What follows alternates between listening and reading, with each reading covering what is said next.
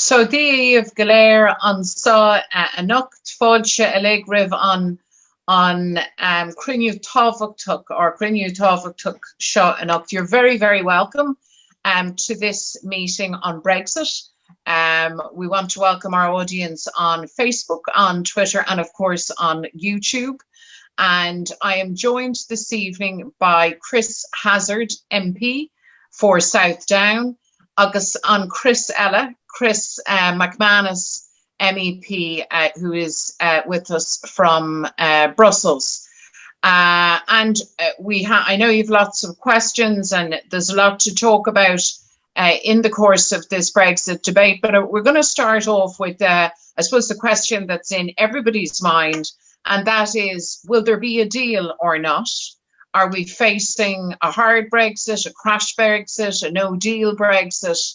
And what's likely in prospect? So, Chris H., where does that sit now? Will there be a deal? Well, certainly, I suppose when negotiations rounded up last week, the British government and the European Union had been negotiating intensely for about 2 weeks. There was a positive mood music around the place that the two sides hadn't really leaked too much information to the journalists, and there was positive soundings. Unfortunately, this week the mood music has become a wee bit more negative. Fears are again coming into the process now that perhaps the British government is starting to wind down the clock, and that the only thing really moving here is time indeed. Again, there's been some speculation that there's a growing feeling within the British cabinet, or certainly within that little group very close to Boris Johnson, that, you know, leaving now with a no deal to be able to reset the negotiations and come back at a later date might strengthen the British government's hand. You know, obviously for ourselves that would be a disaster. For the people of Britain, I have no doubt that would be a disaster as well. And I think at the crux of this is very clear that it really depends on 10 Downing Street. You know, Europe have made it clear what needs to happen. I think quite reasonably so. You know, it appears that the British government just want unrivaled access to the European single market without having to have the corresponding standards or regulations. That's not a sustainable position. So we know that, you know, the British government are going to have to make a decision on that. Now, they've had this choice for a number of months, and I think what worries people is they could have taken that choice a number of times now over the last couple of months, and they haven't. So as the clock continues to tick down, we're now only 50 days to the end of the transition. People, of course, are starting to get a wee bit concerned that perhaps they've decided to leave without a deal, and that should worry us all.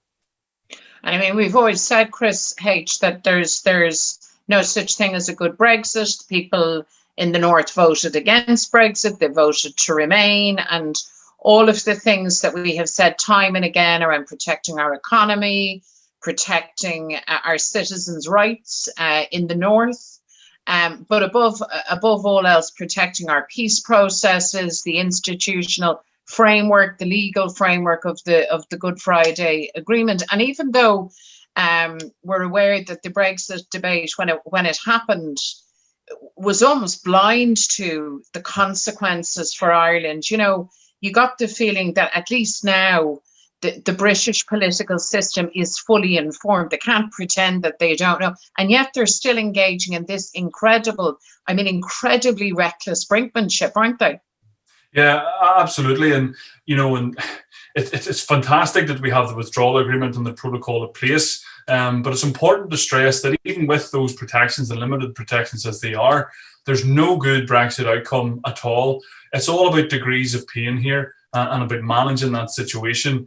You know, so we know, for example, that, you know, the price of food, in all likelihood, no matter what situation happens, is going to go up. It's going to become more complicated to be able to even get our hands on things. So, for example, you look at the amount of people who buy products on, you know, internet sites such as Amazon and other ones. There are other ones good out there too, as well. But a lot of those products now are going to need custom declarations. You can imagine that famous line that people here in the North face all the time, this product is not available in the North of Ireland, that's going to become far more common. Already we've seen, agricultural companies in Britain start to notify importers here in the north of Ireland that they will no longer be importing product to the north because the systems are just too complex, too expensive. We had a meeting recently with Michael Gove and the British government around what the British government are doing to be able to help businesses here trade freely and be able to do that. But the answer we keep going back to, ever since Brexit, ever since 2016 and that referendum, it was never going to be the same again. That allowed the free moves and people and everything else. Everything was going to be changed utterly from that moment, and that's what we're starting to see play out today. So yeah, I mean, Brexit, as they say, is for keeps. It keeps. It's not a moment in time. It's it changes everything utterly. And one of the things, Chris McManus, that has been very evident was kind of the British bravado around all of the free trade deals that they were going to strike, and almost as though you could do that instantaneously. And certainly one of the places that everyone has had their eyes on for obvious reasons, but certainly the world and the British system was watching was the election in America. And we now know the President-elect Biden has won and will take over in January. Just give us your view as to, is that significant? What does that change? Absolutely, and there was a very obvious suspicion that the British government were dragging their heels over the last days and weeks in regards to the whole negotiations till the scene what was coming out of the US presidential elections. And it goes back to the first point that you made there in regards to, Boris Johnson, trumpeting that Trump was his soulmate and they were going to have a great deal. Obviously not understanding the intricacies of actually how trade deals are put together in the United States, and that it's not the executive, it's the House of Representatives, it's the legislative part of the American political system that makes decisions in regards to deals. But yes, the election of Joe Biden, from our point of view in regards to the dynamics on how it impacts on the negotiations, we'd see it, as a very much positive one. Because Joe Biden has again and again and again reiterated his commitment to protecting the Good Friday Agreement. So if the British government were waiting for the results of the election as some kind of ham-fisted negotiating strategy, it didn't work and they just need to get on with it. They need to stop playing games, implement what has already been agreed. It's again this mentality that they have, this mindset. They seem to be ignorant that over the last 25 years, US presidents and political leaders have been central to our peace process. And it's a strong relationship and it endures and it crosses party political lines in the United States. And we value that continued support that we've received from influential political figures. And, President-elect Biden, he wears his heart very much on his sleeve in this regards. And he said it before the election. He said it again since his successful election, that the Good Friday Agreement cannot be a casualty of Brexit, and that any trade deal with Britain is contingent on the Good Friday Agreement being protected. So I think it's very important and very significant that Joe Biden has been elected. And we also need to be, state, our thanks to people like Nancy Pelosi, in regards to her very unequivocal statements and other key figures there on Capitol Hill. So it is very significant and important, the election of Joe Biden. Yeah, and as you said, it echoes what Speaker Pelosi, what Richie Neal, chairman of the Ways and Means Committee, Friends of Ireland, that very influential group on the Hill, and as you say, it's a bipartisan approach. So there's kind of no way around that. The United States has skin in the game as a guarantor of the Good Friday Agreement, and I'm sure the significance of President-elect Biden stating his case so plainly isn't lost on anyone. And you'd imagine, wouldn't you, Chris Hazard, that would cause the British system to kind of like check itself a little bit and maybe step back from this internal market bill, which the three of us discussed, I think, the last time we did one of these meetings. And our people at this meeting now joining us will know that this bill wildly overreaches and, deliberately undermines elements of that protocol, those protections for Ireland, but it also oversteps devolution. And it's very much London now intruding on the executive in the north, isn't it? And indeed in Scotland and Wales. But they haven't stepped back from the bill. Something happened in the House of Lords, though, didn't it, Chris? Yeah, well, you're right. And at the time, there was lots of speculation whether or not this was just simply an attempt to heighten tensions around the negotiations to be able to drive a grand bargain at the end and, I suppose, rattle the Europeans when it came to it. However, worryingly, the Boris and the British government seem intent on really pushing this through. Now, this week, as you've mentioned, the House of Lords voted overwhelmingly to remove the clauses that were in contravention of the protocol and the withdrawal agreement. But I think importantly for us here in Ireland, that's okay. That's one thing about this bill that's not acceptable. But as you've said, this bill goes much further in conferring powers to British Secretary of State, hitherto that were with, a devolved administration. It not only, I think, steps outside of the protocol, but it steps way outside of the devolved settlement. It breaches, for me, all three strands of the Good Friday Agreement. For example, Clause 46 in this bill confers powers to British Secretary of State to be able to spend money in areas that a finance minister would usually have the power to. So that deviates significantly then from strand one of the Good Friday Agreement. We know the Scots and the Welsh are equally upset and annoyed about this. So it's simply not acceptable. I don't think any of us could stand over that. It fundamentally changes the nature of devolution. You can just imagine a Tory government wanting to come in and dictate terms of where money would be spent and what sort of consequences it would have for the Barnett funding arrangement, for example, as well. So again, there's speculation that when it comes to it at the end of the negotiations with the European Union, that the British Prime Minister will simply just remove this bill or not go forward with it. But I think if he does push it on, I think there's big questions then for Stormont and for Holyrood and for the Welsh Assembly as well as to what does this mean for devolution going forward. We know, for example, that Boris Johnson and Dominic Cummings are no fans of devolution. Neither is Michael Gove.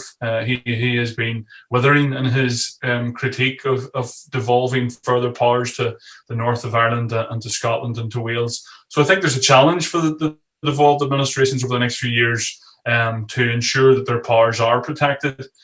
Because one of the big things that struck me about this internal market bill, it was nearly a clarion call to their fans in places like, Brazil and Trump's America, and obviously Joe Biden might help deal with this, but to say to them, these devolved areas won't be able to stop trade. So your chlorinated chicken and your hormone-induced beef, it won't just be available here in England, but we'll make sure it's available to consumers in the north of Ireland and Scotland and Wales too.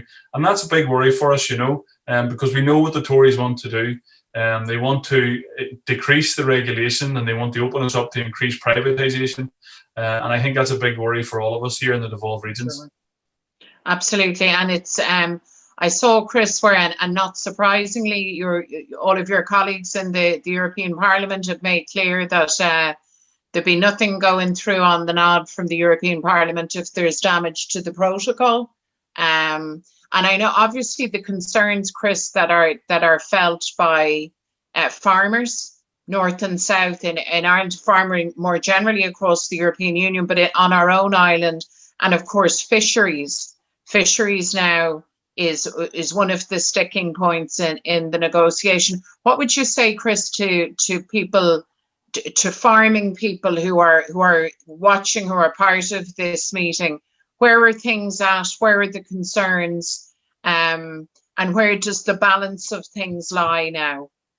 Well, I'm talking because I'm a member of the Agriculture Committee out in the European Parliament, and I'm talking on a regular basis with different farming groups up and down, not only across the constituency, but across the island.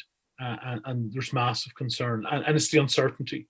The uncertainty is probably to some extent, if there was going to be no deal and they knew it, you could begin to address what needs to be done. If there was a skinny deal or some other relatively not a great deal, you could begin to address it and then begin to move on.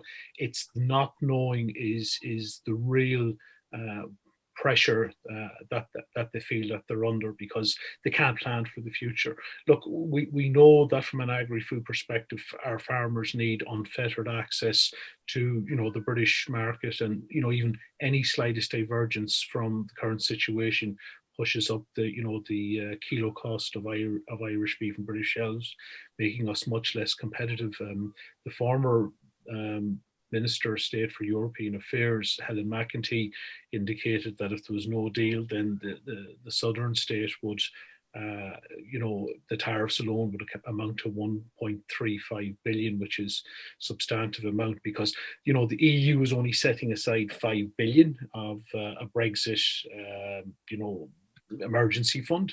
And that's for 27 member states. That's not just for one state. That's for 27 member states. So there's a massive problem there, and there's a number of things that we should be talking about, that the government need to be considering moving forward. And I know the omnibus bill, which is one of those things that's coming further down the road, but we need to be helping Irish producers find new markets for their goods, help manufacturers find new supply chains. There's a big issue there around dairy producers and cattle farmers. There's, for example, we need the rule of origins terms in many EU trade deals, which only allows products that come from within the EU. And that would mean the 26 counties. And as we know, dairy accounts for, there's a big cross-border movement on dairy products, and that they're part of the processing, and therefore going on to further export. And as we've always said, a key principle for us out in the EU over the last number of years in negotiations has been to protect the Good Friday Agreement, and that has to extend to the All-Ireland economy. So, like I said, there are many things that need to be addressed. There's the issue, obviously, of the land bridge. The Irish Hauliers, Irish Road Haulage Association have warned that could be up to a doubling of price in regards to some products. So there's multiples of problems facing the agri community, and they need to be addressed. And like I said, going back to even that €5 billion, while it isn't massive money, we need to see the Dublin government out there banging the table in regards to it, because there's a perception out there that maybe the Dublin government isn't as prepared in regards to what will happen in the possibility, or of a no deal Brexit. Like, there was one line in the programme for government, and I'm not making political points there, but what it is we need to see the Dublin government be much louder, and fighting for all of us here on the island of Ireland, as we move forward towards the possibility of a no deal Brexit. I know that the road hauliers were really, really alarmed and critical of the government in terms of the alternatives that were being considered in respect of the land bridge. And I know this week on the floor of the Dáil, the Taoiseach has undertaken to go back to the minister, to go back and to consult again. But it was quite alarming that this matter was being raised at the last minute. And where there seems to be a real concern that even the proper level of consultation hasn't been done. And just to say to everybody in this meeting, I'm saying that not to be taking a go at the government. God knows there's plenty of other things that they're well open for criticism on, but Brexit is one of these things where we need to find common purpose, because I think that one of the great strengths that we have had is that by and large, Irish politics, north and south, has been united, fairly united. I mean, when you look at the whole political scene island-wide, I mean, the DUP have kind of been outliers in terms of the very strident pro-Brexit position that they have adopted. And I sense that even they, as the reality of this dawns and the practical implications for our citizens, have kind of softened their line. I mean, Chris Hazard, one one of the areas where there was a lot of talk, and then the focus went off it for obvious, perhaps, reasons, was that whole area of citizens' rights and democratic rights.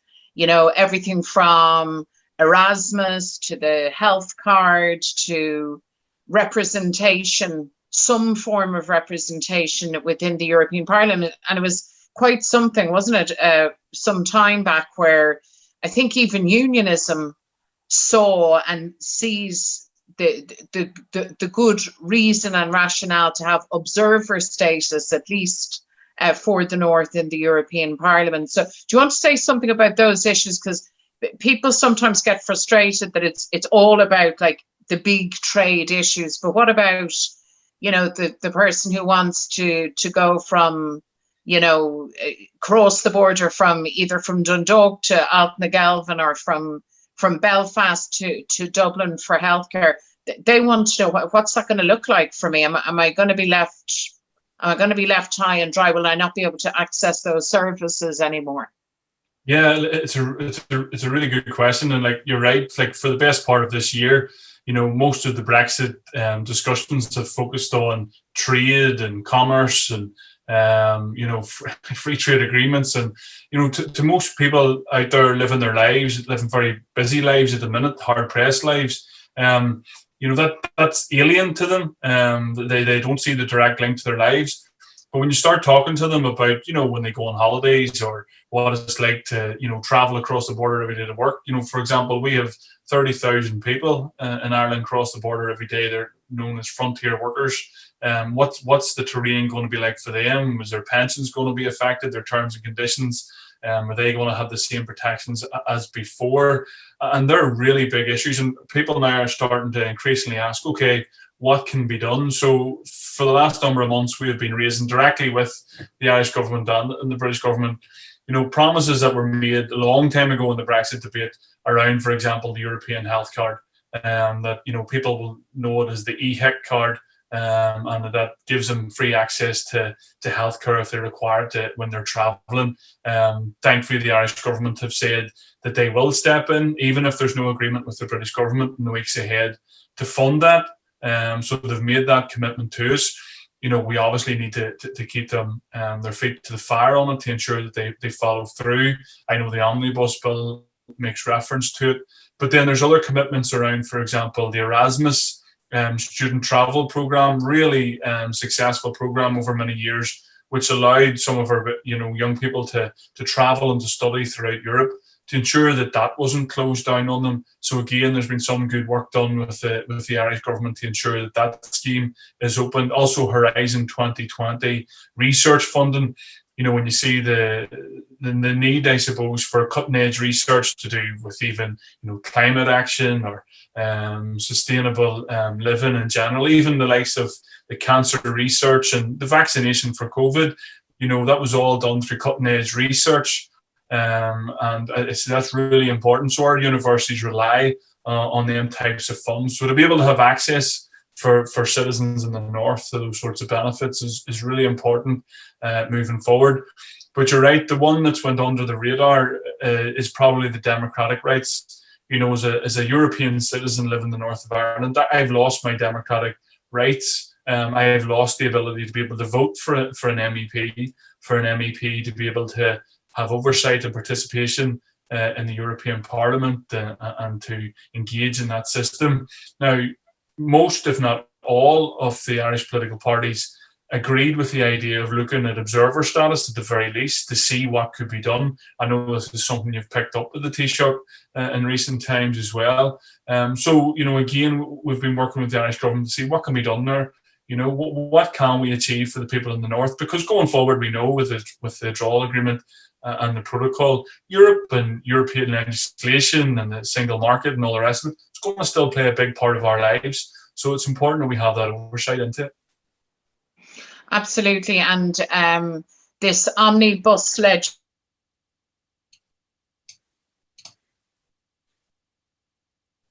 legislation, first substantive debate Thursday. So that'll be moving through the process, and there's broad consensus on things like the health card, the issues around Erasmus, the need for kind of cross-border provision for accessing services. Health is the one that really bothers people, isn't it, lads? Like, that's the one that really bothers people. And then, of course, that coverage when you're traveling elsewhere across Europe. But Chris Mack, to what extent, this might sound like a strange question, but is Brexit still the big ticket item, like within the Parliament itself, and say on your committee? Well, firstly, I have to come clean. I'm back from Brussels a few days. I'm on restricted movement at this time. Oh, are you? Oh, yeah. I didn't bring all these books with me over to Brussels. I was wondering. I was going to commend you for your studiousness. But because we're doing all our work remotely, the Parliament is in effective lockdown, so it became a moot point staying and returned, and I'm on restricted movement, so I just get out to exercise. But we're still in discussions. Committee, we've been voting all week on different issues, and we're having meetings, and there's committee meetings and group meetings, and all those other things are still going on, and we're still very much there's still the Sinn Féin team out there in Brussels who are working full time in the Parliament and very much are aware of what's going on, as I said, and I would be discussing with other colleagues out there. So yes, Brexit is very much still probably at this time top of the agenda, and very much the focus is on what's going on at the minute with senior negotiator Michel Barnier. But what we're hearing is it's still the three key issues that it's always been. It's fisheries, it's the level playing field, and that, to explain to people, that's about state aid, EU labour standards, environmental standards, what Chris talked about earlier on, ensuring that chlorinated chicken doesn't flood this island. And it's about governance. And that's an important one, because while it mightn't be as tangible as the other two, it's very important that there's strong governance put in there for any agreement, clear, strong, speedy enforcement procedures, because if we don't have those, you can expect the British government to break any agreement they make, or to reinterpret or misinterpret over time to suit themselves. We've seen them do it, so we need to have strong governance so that there's no issue with it. Any of us who have been following this know that Michel Barnier is a relentless optimist and is always upbeat about doing the deal. So it's actually quite concerning to see him being a little bit more pessimistic as of late about getting a deal. But we are hearing now, and it goes back to what we talked about earlier, it's no coincidence that since last Tuesday week's US election, the result became known, that things have begun to move a bit more. That the British probably understand that at last, it's for them, it's not just about trade, it's about international diplomacy. They don't want strained relationship with the White House. And they've been a very lonely place, their Global Britain project and their so-called special relationship with the US.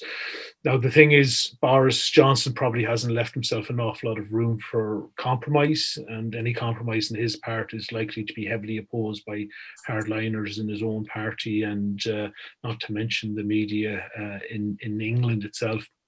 So, we get that sense that the EU would willingly probably give some form of political cover and make it as easy as possible. Is the EU is not going to sacrifice the internal market and will insist on some kind of balanced and sustainable agreement on fisheries and a robust dispute settlement mechanism.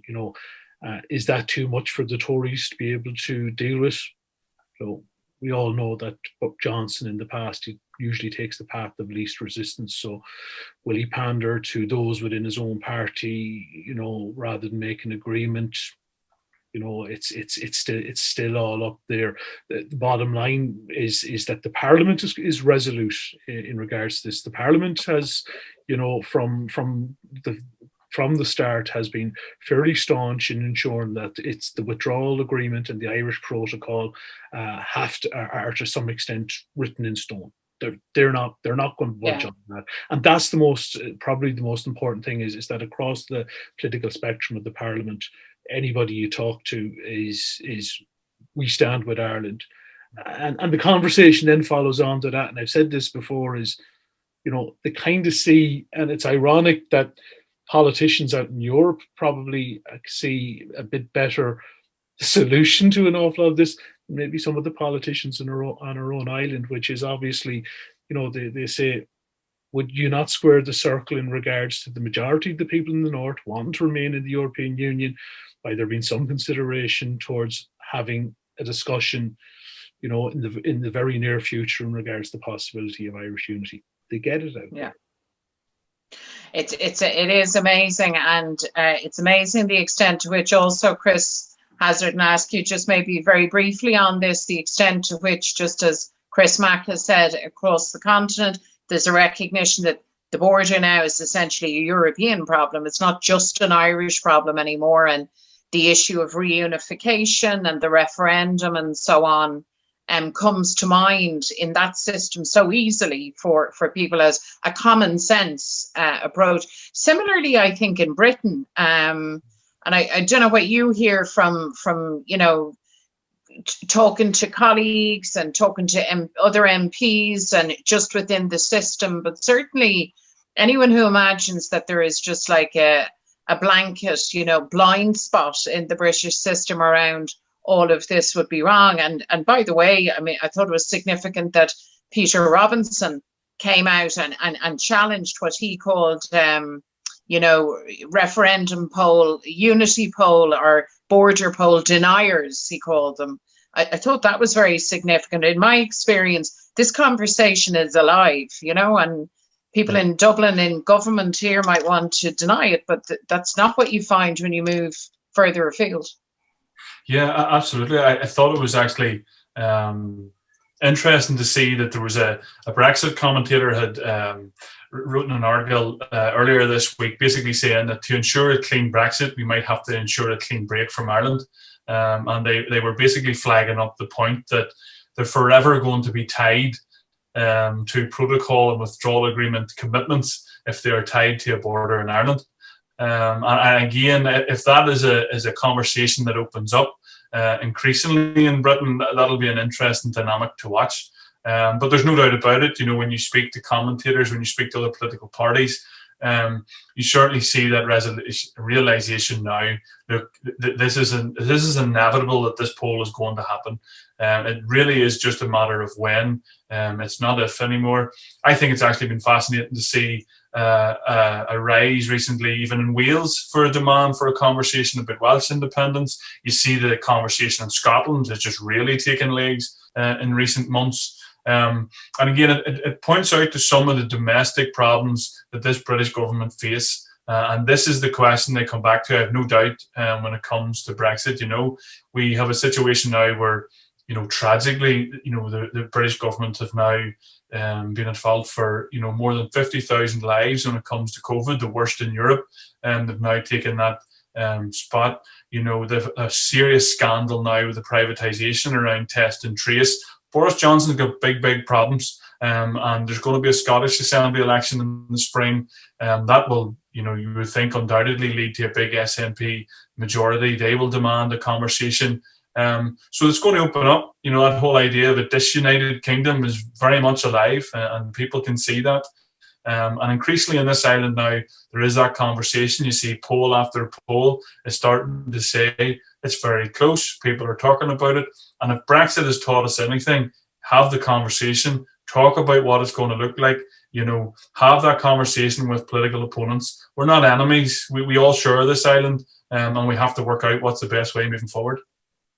I think that's really well put, Chris, because firstly, preparation is key, as we know, in any element of progress in human life, but particularly when we're talking now about constitutional change and an orderly, democratic and inclusive transition from partition to a united Ireland. All of that needs to happen. And as you say, whatever your political view, whatever your constitutional position, we live here. This is our island. This is our homeland. And for us, as difficult and as uncertain as Brexit is, and it is undoubtedly different, and there is great uncertainty, as we've discussed this evening, but we can be certain of one thing, and that is that our futures are inextricably linked to each other. So we have a duty to ourselves and to each other to make the very, very best strides forward for all of Ireland, north and south, east and west.